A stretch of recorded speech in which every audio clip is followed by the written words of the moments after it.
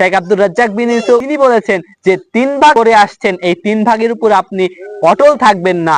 আপনি চাইলে সব দান করে দিতে পারবেন, আপনার যদি প্রয়োজন হয় সব আপনি খেতে পারবেন। ইয়া ইবাদিয়াল্লাযীনা আমানু আসসালামু আলাইকুম ওয়া রাহমাতুল্লাহি ওয়া বারাকাতুহু। আলহামদুলিল্লাহি ওয়াহদা, আসসালাতু ওয়াসসালামু আলা মান লা নাবিয়্যা বা'দা, আম্মা বাদ। সুপ্রিয় দর্শক মণ্ডলী, আজকের ভিডিওতে আমরা যে বিষয়টা নিয়ে আলোচনা করব সেটা হচ্ছে আমরা কুরবানির যে মাংস, এই মাংসটা কয় ভাগে ভাগ করব। আমাদের সমাজে আমরা সকলে 3 ভাগ করে থাকি। আসলে এর কি কোনো ভিত্তি আছে?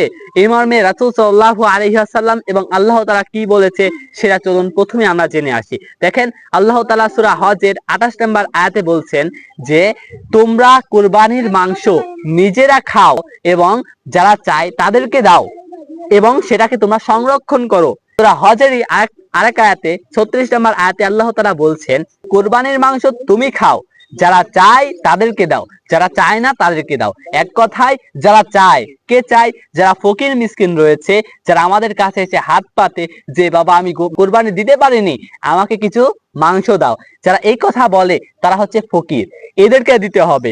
আর যারা চায় না, চায় না মানে আমার প্রতিবেশী, আমার আত্মীয় স্বজন যারা কুরবানি দিতে পারেনি কিন্তু সে চাইতে পারবে না মানুষের কাছে, এদেরকে দিতে হবে এবং নিজেদেরকে খেতে হবে। এখান থেকেই আমরা সকলেই কিয়াস করে এখান থেকে আমরা নিয়ে এসেছি 3 ভাগ করা। 1 ভাগ কি করি? আমরা বিলিয়ে দিই, 1 ভাগ নিজেরা রাখি, আর 1 ভাগ আত্মীয় স্বজনের মধ্যে বিলিয়ে দিই। আসলে এই যে 3 ভাগটা করা, এই 3 ভাগ করার কোনো ভিত্তি নেই। এটা আমাদের সমাজে কিছু কিছু আলেম, কিছু কিছু বক্তারা এই 3 ভাগকে জায়েজ করে ফেলেছে। আসলে আপনি 3 ভাগ কেন? আপনি সব মাংস আপনি বিলিয়ে দিতে পারবেন এবং আপনি সব মাংস আপনি নিজে খেতে পারবেন। তবে কুরবানির মাংস ফকির মিসকিনকে মানুষকে দেওয়ার কথা রাসূল সাল্লাল্লাহু আলাইহি ওয়াসাল্লাম বলেছেন। রাসূল সাল্লাল্লাহু আলাইহি ওয়াসাল্লাম কি বলছেন?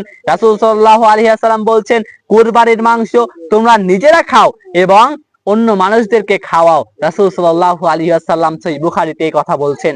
তাহলে আমাদের প্রত্যেককেই কুরবানির মাংস খেতে হবে এবং অন্যদেরকে দিতে হবে। আমাদের সমাজে অনেকেই রয়েছে কুরবানির মাংস নিজেরাই খায়, মানুষকে দিতে চায় না, এরাই হচ্ছে কৃপণ। দেখেন, এটা হচ্ছে নেকি পাওয়ার সবচেয়ে বড় একটা মাধ্যম, আল্লাহর সন্তুষ্টি লাভের সবচেয়ে বড় একটা মাধ্যম।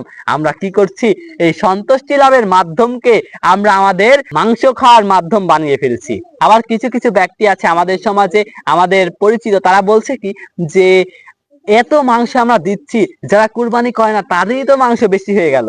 এই যে এইসব মন্তব্য করাটাও সঠিক নয়। তাদের বেশি হোক, তাদের নেওয়ার যদি মানুষও না থাকে এরপরেও আপনাকে দিতে হবে, কারণ এটাই রাসূল সাল্লাল্লাহু আলাইহি ওয়াসাল্লাম বলে গেছেন এবং আল্লাহ তাআলা নিজেও বলেছেন। সুতরাং আমাদের প্রত্যেককেই 3 ভাগের উপর বিশ্বাস করা যাবে না, তবে 3 ভাগ করতে পারেন। 3 ভাগ আমরা করে আসছি। দেখেন, ডক্টর মিজানুর রহমান আজহারি তিনি বলছেন 3 ভাগ করতে হবে, তবে তিনি কিন্তু এই হাদিস এবং কোরআনের আয়াতের উদাহরণটাও দিয়েছেন। শেখ আব্দুর রাজ্জাক বিন ইউসুফ আমাদের উস্তাদ তিনি বলেছেন যে 3 ভাগ করে আসছেন, এই 3 ভাগের উপর আপনি অটল থাকবেন না।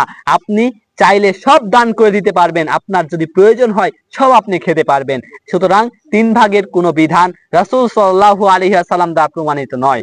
রাসূল সাল্লাল্লাহু আলাইহি ওয়াসাল্লাম দ্বারা প্রমাণিত হচ্ছে তোমরা নিজেরা খাও, অন্যকে দাও। সুতরাং আমরা সকলেই নিজেরা খাবো এবং কুরবানির মাংস অন্যদের মাঝে বিলিয়ে দিব ইনশাআল্লাহ। সুপ্রিয় দর্শক মণ্ডলী, এই ভিডিও থেকে যদি আপনি একটু উপকৃত হয়ে থাকেন তাহলে অবশ্যই চ্যানেলটা সাবস্ক্রাইব করবেন আর লাইক, কমেন্ট, শেয়ার করে আমাদের পাশেই থাকবেন। ধন্যবাদ।